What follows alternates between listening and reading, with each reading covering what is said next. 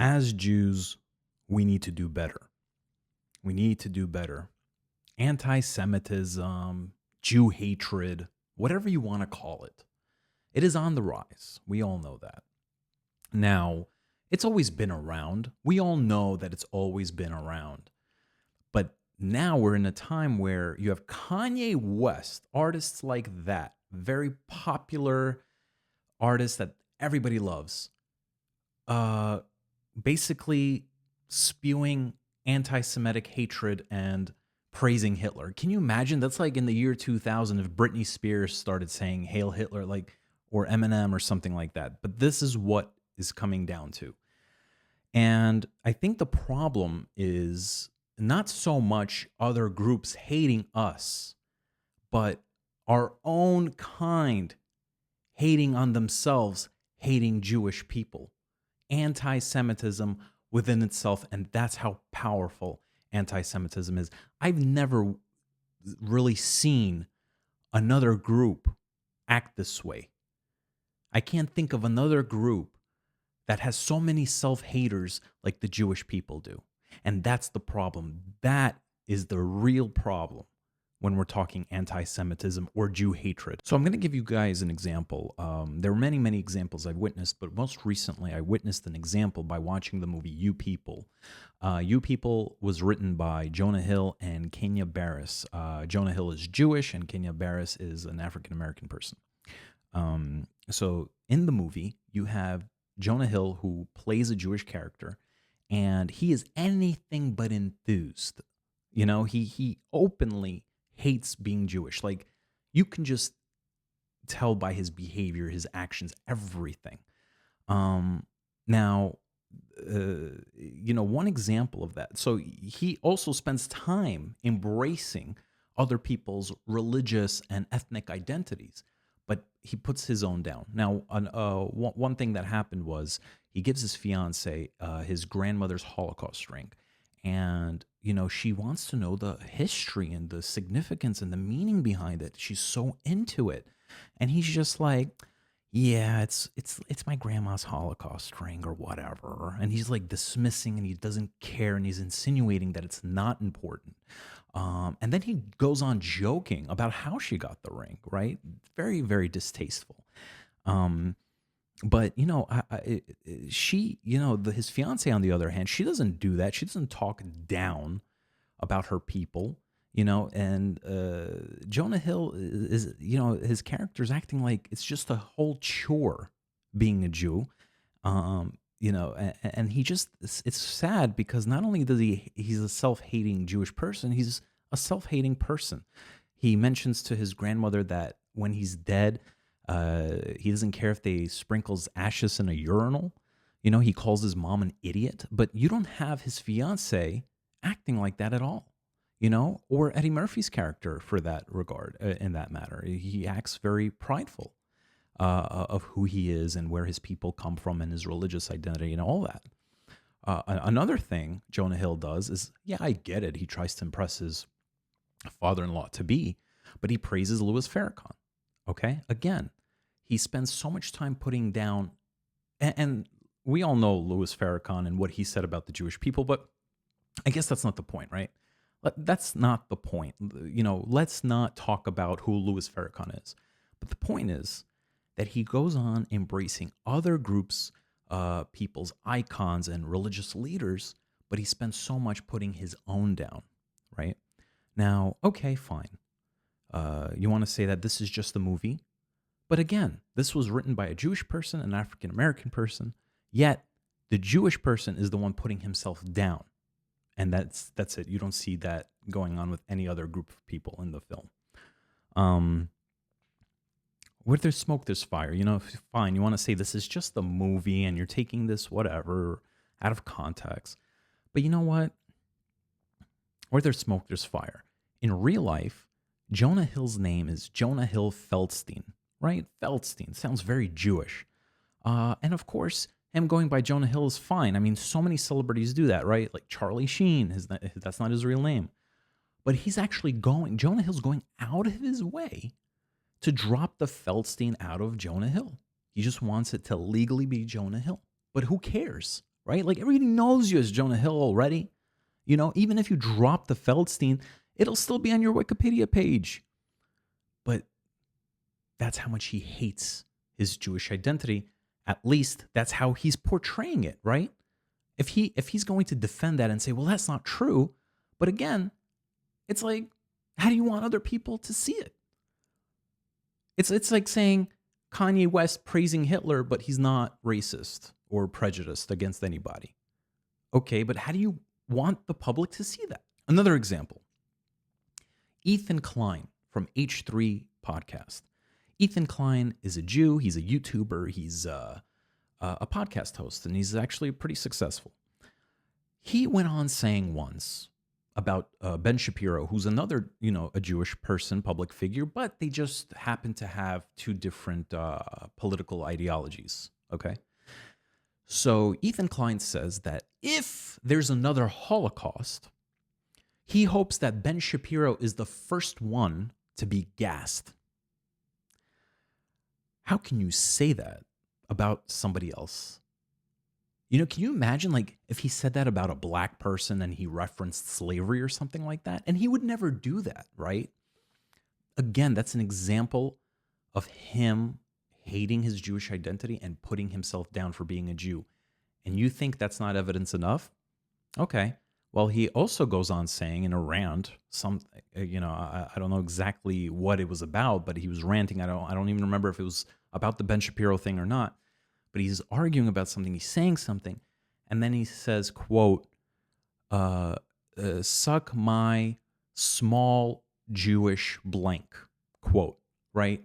And the word blank is basically a blur for what it's referencing to the male anatomy.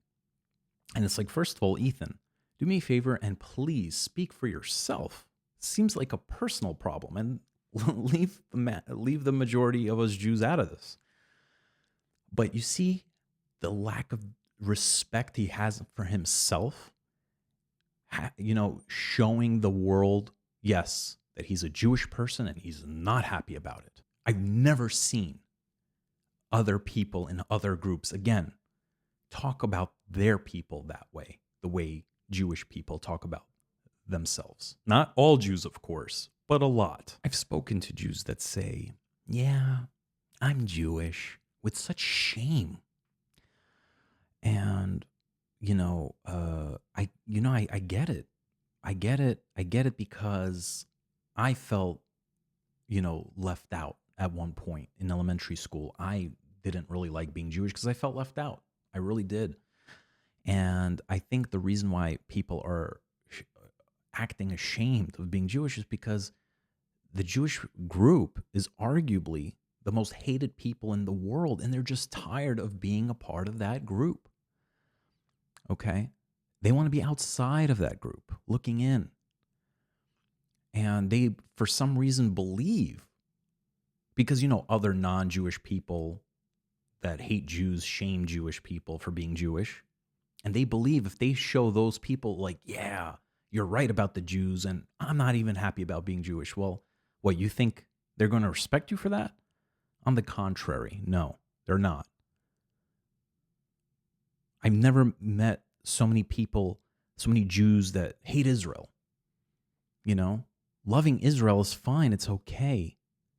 Loving Israel is okay, like an Italian person loving Italy. There's nothing wrong with it. And again, I don't think I've met so many people, not to sound redundant, but I don't think I've met so many people from a different, ethnicity or religion hate their roots or feel ashamed of their roots. And I get it. Again, I get it.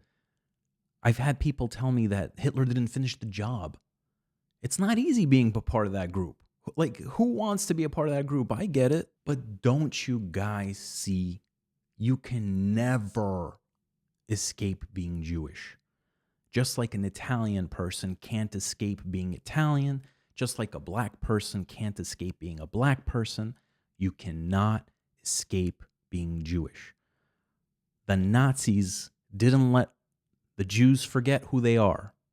They rounded up non-Jews who were practicing Christians, let's say, who happened to have a Jewish grandparent that they didn't even know about.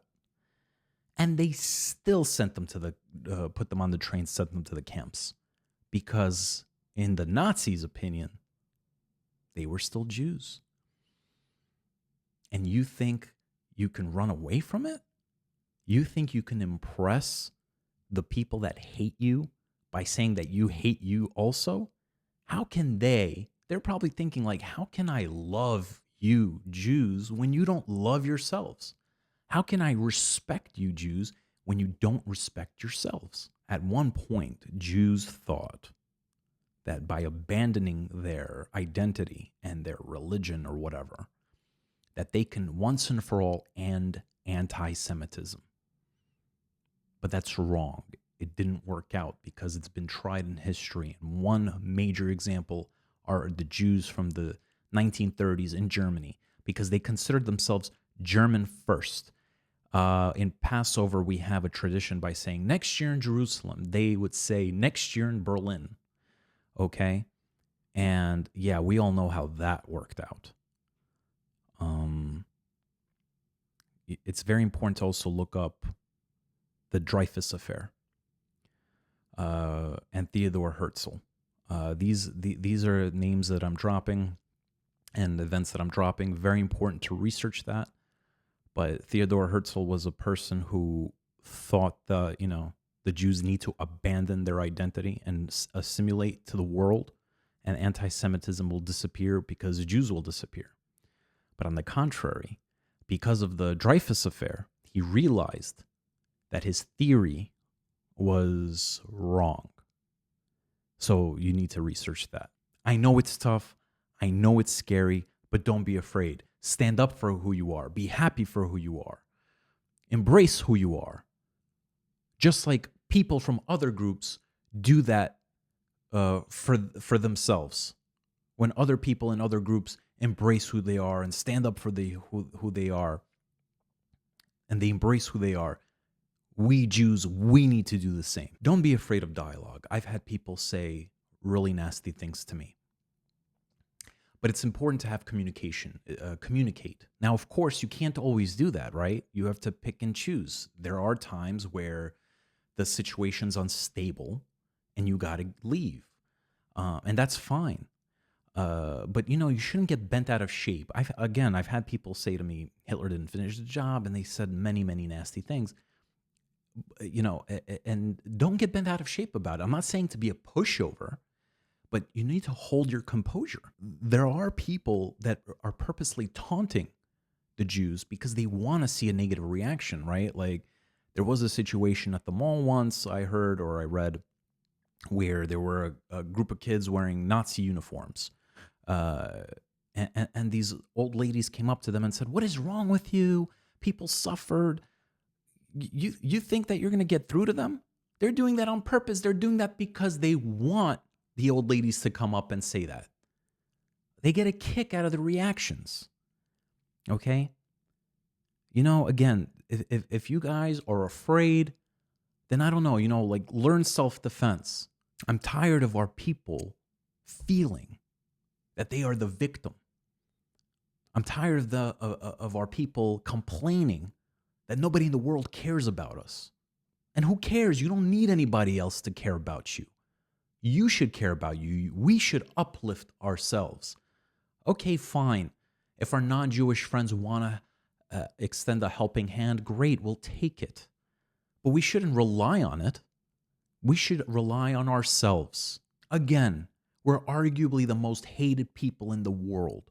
Everything about us, our ethnicity, our faith, our culture, our history, our morality, our land, everything is always being challenged and disputed against. We wear this invisible uniform. That's why we have to make sure that we represent ourselves in the best possible way. Just like when we see a police officer wearing a uniform, we expect them to represent the police in the most respectable and honorable way, in the best way possible. Stay strong, stay positive, embrace who you are, be happy with who you are, and life will be much better.